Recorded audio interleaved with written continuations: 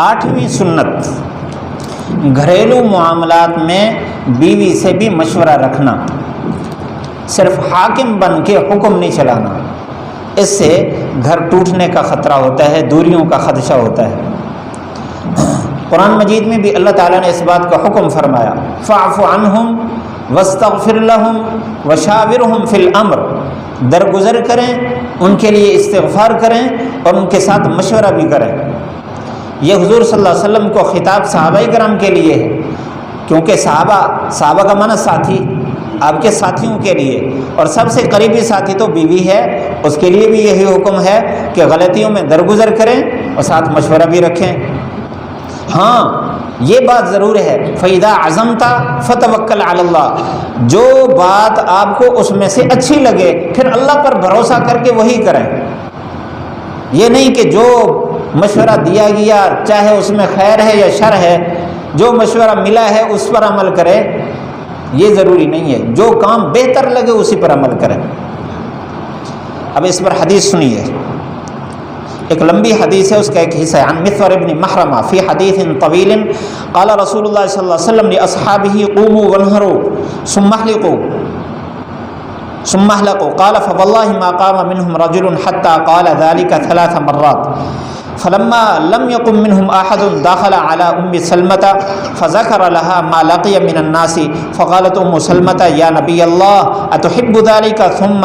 لا تكلم احدا منهم كلمة حتى تنهر بدنك ودع حالقك فيحلق فخرج فلم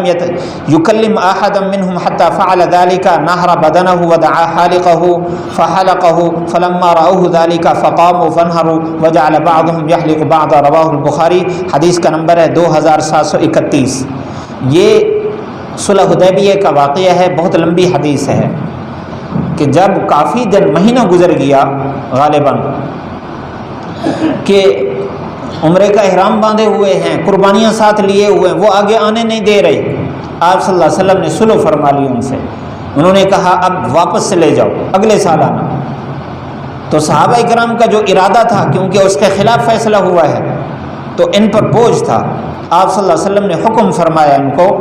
حدیث آپ سنیں گے، قال رسول اللہ صلی اللہ علیہ وسلم لاصحابہ، آپ نے فرمایا صحابہ کو کہ کھڑے ہو وہ اپنی قربانیاں کر دو اور پھر حلق کرا دو۔ صحابی فرماتے ہیں کہ کوئی بھی نہیں کھڑا ہوا،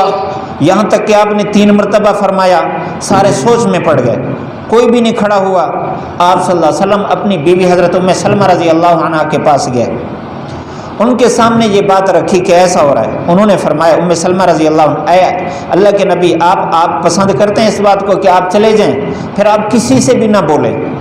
جا کر اپنی جو قربانی ہے وہ کر لیں اور پھر اپنے حلق کرانے والے کو بلا کر اپنے سر کا حلق کرا دیں۔ آپ صلی اللہ علیہ وسلم نے اپنی بیوی کے اس مشورے پر عمل کیا، آپ باہر نکلے، کسی سے بات نہیں فرمائی، جا کر نہر کیا، حلق کرایا۔ جب صحابہ کرام نے دیکھا تو سارے کے سارے اٹھ کھڑے ہوئے اور فوراً اپنی قربانیاں کرنے لگ گئے اور حلق کرایا اور پھر وہاں سے چل پڑے۔